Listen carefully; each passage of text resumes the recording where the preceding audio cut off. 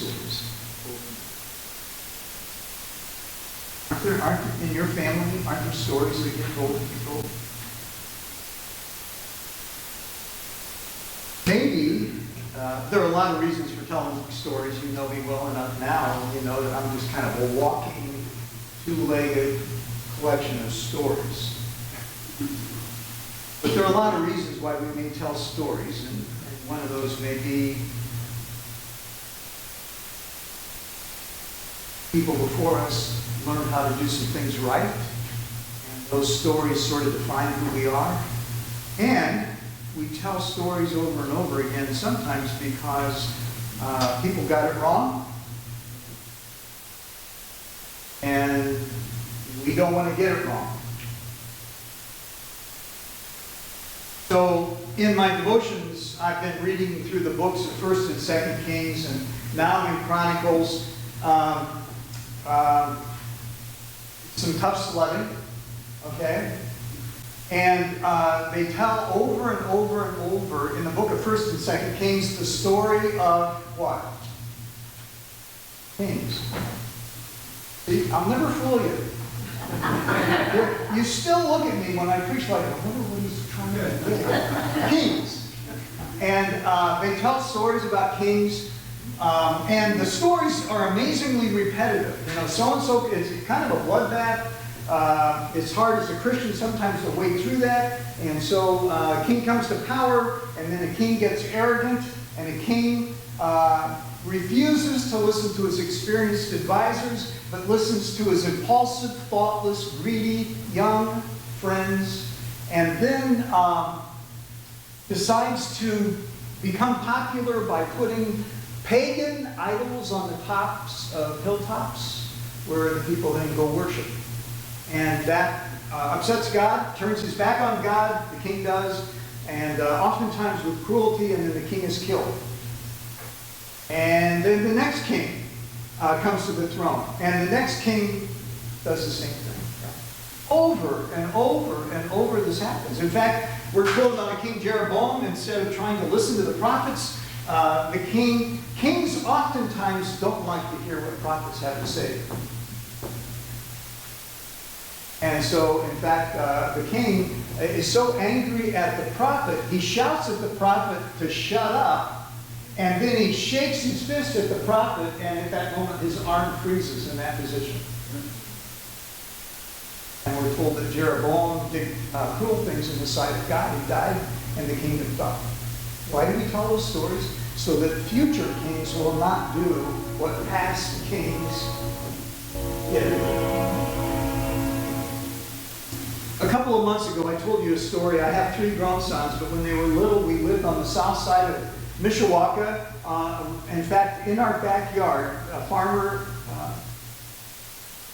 cultivated a field that is where Highway 20 is, the bypass.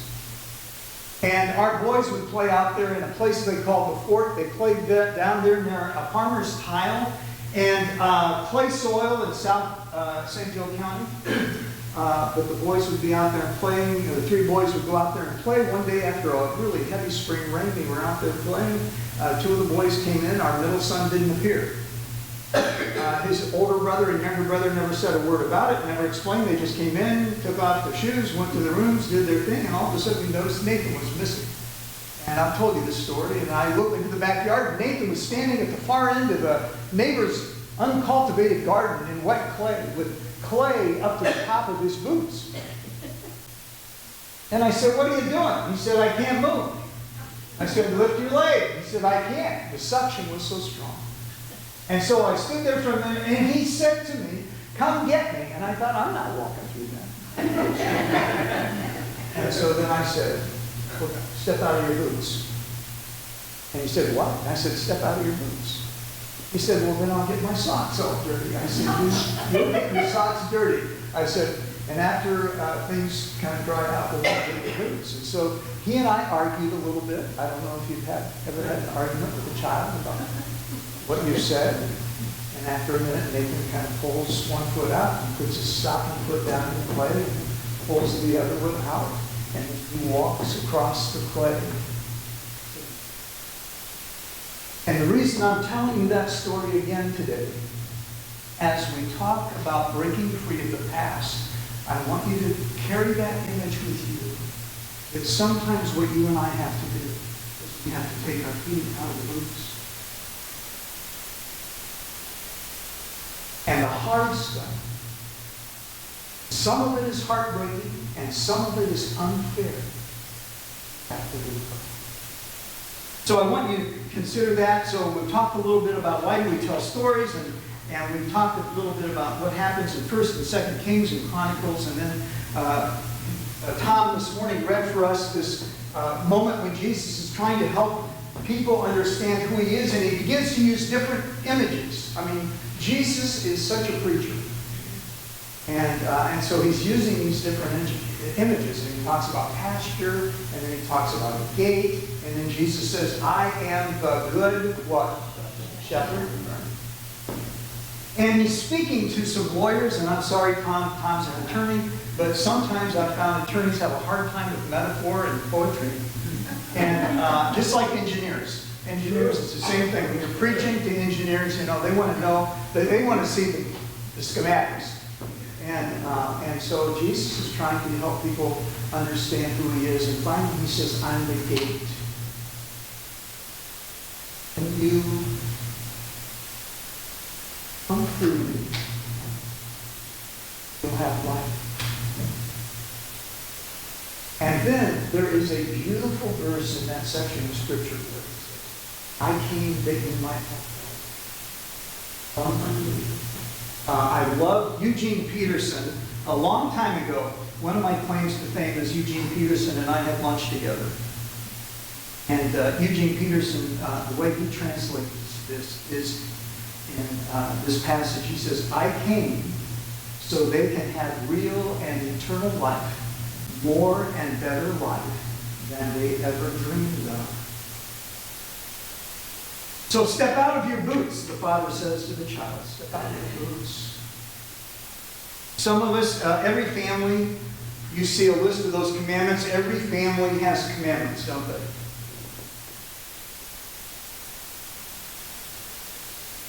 Churches have commandments. Businesses have commandments. There's a culture there. There are things you say, there are things you don't say, there are things you do, there are things you don't do. And all of us here have received some real gifts from our grandparents and our parents and our great-grandparents and older siblings, correct? I mean, I assume.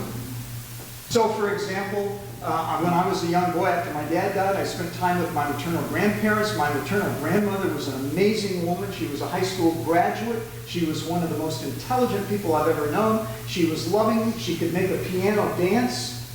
She could cook the life out of green beans like every Southern Indiana cook. And she didn't give up on people. She gave that to me. It's a good gift, right? I think. My grandfather loved music. He was a character. You've heard me talk about Bill Owen. He loved music. He loved music. He loved music. And he treated his LPs. You know what an LP is? It's like before CDs. Before MP3s, or 8-tracks, or cassettes. He would handle his records with white gloves. And I love music. I love music. I have the first LPs I ever got in 6th grade. And so if you ever ride with me, I'll drive you crazy. We'll listen to country western, and then we'll listen to Vivaldi. We'll pop over and catch a little Frank Sinatra and go back to Coldplay, some Rolling Stones, back to the Beatles, and then maybe Nora Jones. And after about 30 miles, you'll think, this guy has got issues. But I love music. My grandpa gave me that. Then some of us get lessons that are not helpful, right? So, for example, one of the brightest lay leaders of any church I've ever had was a woman named Susan. She was, I used to kid with her. I would say, you are a mainframe computer. Your mind is a mainframe computer, and I am a Commodore 64. She was so bright. And so I watched her, and that's what you want to do as a pastor or a business leader. You want to watch people and, what are their gifts? And so I said to her, will you step into a leadership position? And she said, yes, but I really don't think I'm equipped to do that. She grew up, her older brother was a state policeman in Illinois. She grew up in a family of educators, and she was told from the time she was a little girl that boys go to college. Boys go to college. You don't need to do that. Boys lead. You don't need to do that. You don't need to worry about leading. So I began to ask her to be a leader in the church. And, oh my goodness. She was insightful and resourceful, and she was outstanding. She was a voracious reader. There were questions we would face as a congregation I didn't know what to do, and Sue always had some insight that was amazing. And when she told me what went through her head when she led or when she spoke, I always heard my dad's voice. Be a good deal.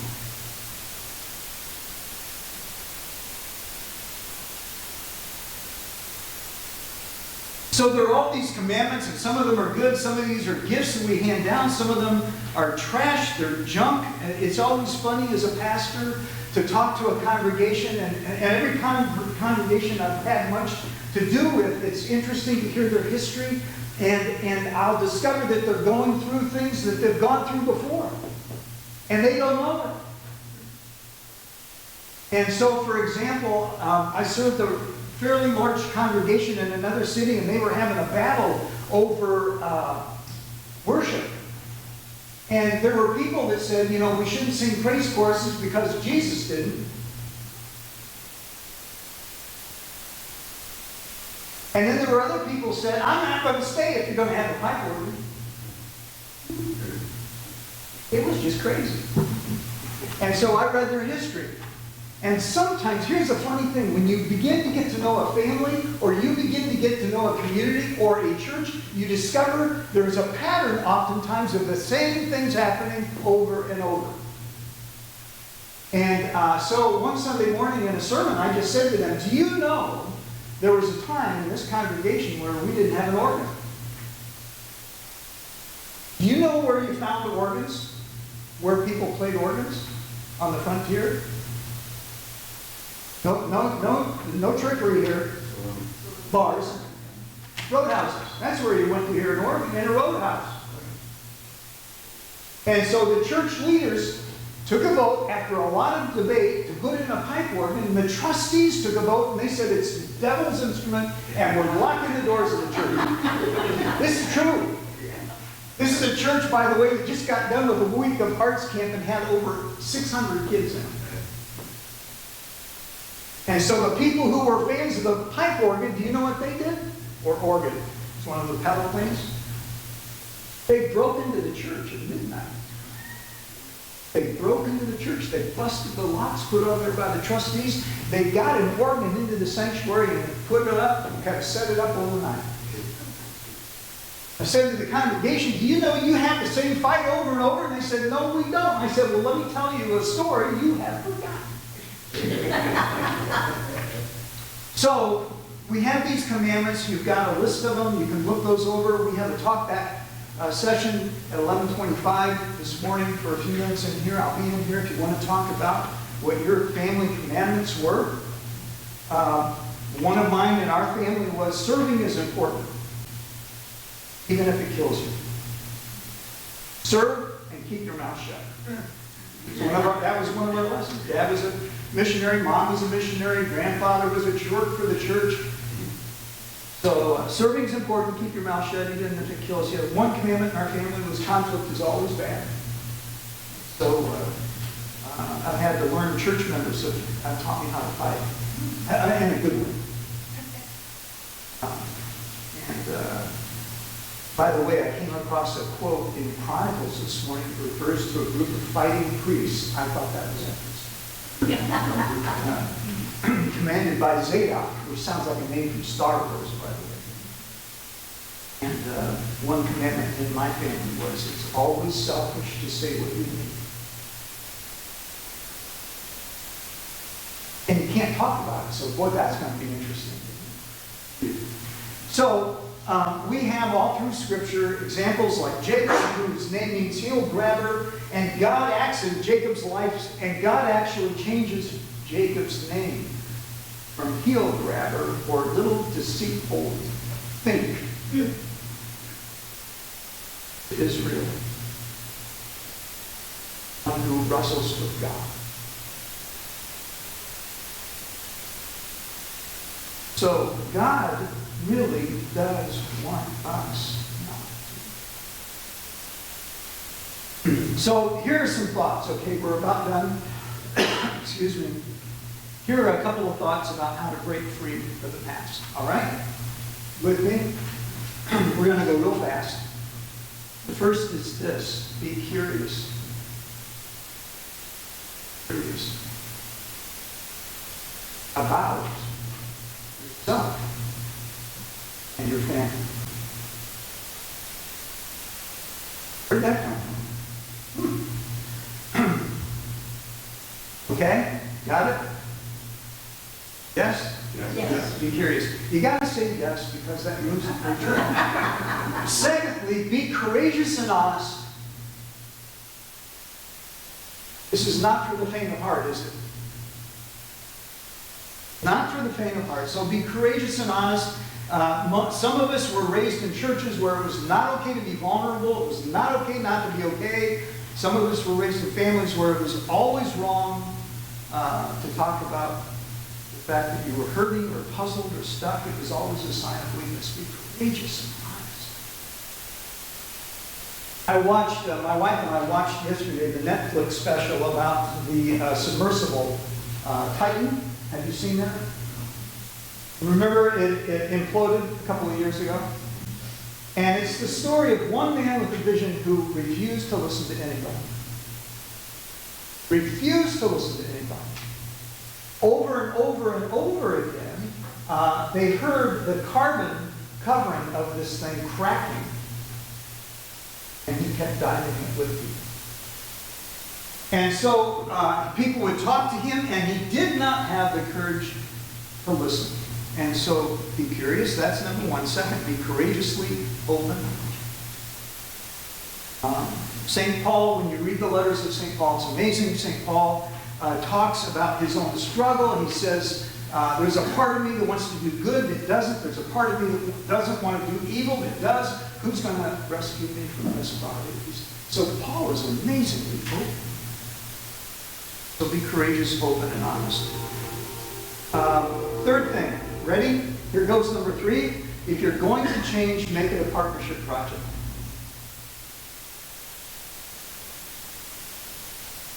If you're going to change, make it a partnership project. Include God in it. Pray about it. Find some people who love you enough to be honest with you, and who will love you even when you're all cracked up. A good friend of mine, who happens to be a Presbyterian pastor, when we began our friendship, one of the first things he said to me over a cup of coffee is he said, I'm a drug addict. I've wrestled with that for about 11 years, and I'm clean. But I want you to know that. My buddy and I have a fantastic relationship. And he also heard some of my struggles and what I was trying to work through in my own family life. And I could be honest with him. We have a relative of mine I was driving with the other day who just casually, I didn't know he was in recovery. He just mentioned AA. Years ago, there were things that didn't make any sense in my religion. And I discovered later he was really using heavily. So, when you say he was in AA and he quoted the Serenity Prayer, I didn't let him know how glad I was. Right off the road. So make sure you have some partners with you. Ideally, that's what the church ought to be. We can talk about that afterwards. Unfortunately, in the church, sometimes the church is the place where we pretend. And AA or Al-Anon is the place where we go. Number 4, get ready for the anger if you change. Get ready for the anger. So, boy, there are lots of stories. So, if you're in a relationship that is abusive, and generally those tend to be women being abused by men, not always, but generally my experience is that. When you begin to stand up and get healthy, when you begin to make decisions about being not just loving God, but loving your neighbor, but loving yourself, and you begin to do that, you're going to get some anger. You decide to stop drinking, you're going to get some anger. I never really started drinking. I was in college, I was just stone cold sober. My friends who did drink got angry at me because I didn't drink. I mean, they thought I was, what's wrong with you? But what they really thought is inside that I was judging them. But so just, I want you to know, if you change, the people who have gotten used to you drinking or using or whatever it is, will resent the fact that you have had the nerve to change. Peter Casero, pastor, he could never say no to anybody as a pastor, and then he started saying no to people to take care of himself and his marriage. And guess what? There were people in the church, you think they liked it? They don't like it. You're a pastor. Show up. Peter Casero said, no, I can't do that. Number 5 is develop a plan. Don't worry, this isn't going to be like 16. But develop a plan. If you're going to change, talk to somebody about it. If you're going to change your budget, if you're going to figure out some things, get a hold of your spending. If you're going to face an addiction, if you're dealing with pornography, who's going to be your partner? Who's going to help you load the software on your phone or your computer to keep you off that stuff? With me? Okay, this is kind of plain talk. All right? And sometimes we have poetic talk, preacher talk, and sometimes this is plain talk. Gotta have a cheerleader. When I retired, I went through a separation. And I got through that, and I can name 3 people who helped me get through that. And it really worked. Probably shouldn't have said that. But develop a plan. So start with a plan. Here's number 6, and this is the last one. Is that 6? Change takes time.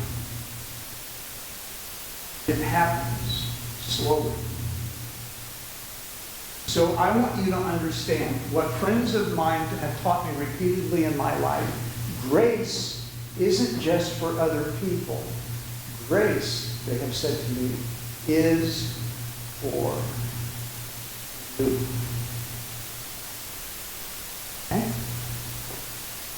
So if you have investment in the stock market, like I do, we don't need to talk about that long.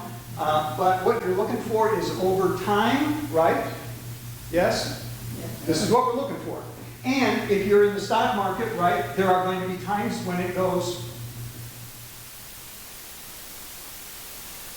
So, overcoming the past, getting well, is not, you're not going to bat 1,000.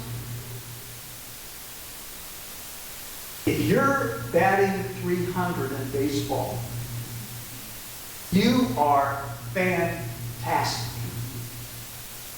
So Major League Baseball players, if they're hitting 287, they are thrilled. But it's you and me in our lives, we expect to bat what? 1,000. So I want you to know that change takes time, and it happens over time, and it happens slowly. And don't give up on yourself. One of the saints in my life was an Irish monk named Brennan Manning, who's written some amazing books. Had a privilege a couple of times of being with Brennan, but he was an alcoholic. And after he got well, 3 or 4 times he relapsed. But he came back to God. And he asked God to keep working with him. And he kept moving in the right direction. So it takes time. I think the last thing I've got other stories to tell. I will not tell those. I will tell you that, with God's help, it is possible to break some happiness and to move forward. I'll just tell you a quick story, one last quick story. When I was a student at IU, I worked in a women's dormitory in the kitchen. I have stories about that. We're not going there today. But I worked in the kitchen, and one day I had one of those starch jackets on and a thing on my head, and I went into the kitchen. I was supplying the serving line, went in and to pull a tray of grilled steak, which I can still describe. I know the taste of it. Indiana University grilled steak. I got a large pan of those out of one of the heating ovens, and as I lifted it up, my hand touched the top of the oven. And so I thought, that hurt. And I delivered the grilled steak to the serving line, and I kind of looked at my hand, and I had an oval, looked like a little Ford oval, but my skin was discolored and brown, and kind of turned plastic. And I thought, And so I want you to know that I had that on my left hand for over 20 years. It's something that would never change. Then one day, I looked down.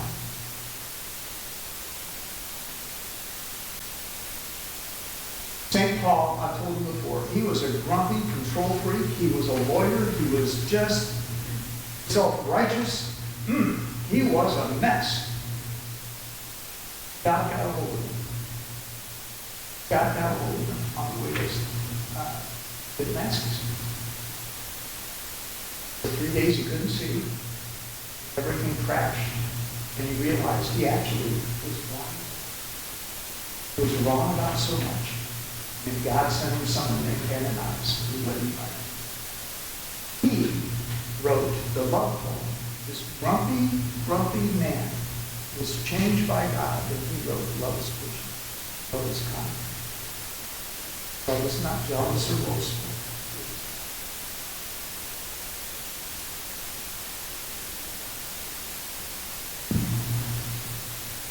Who bears all things, who leaves all things, who gives all things.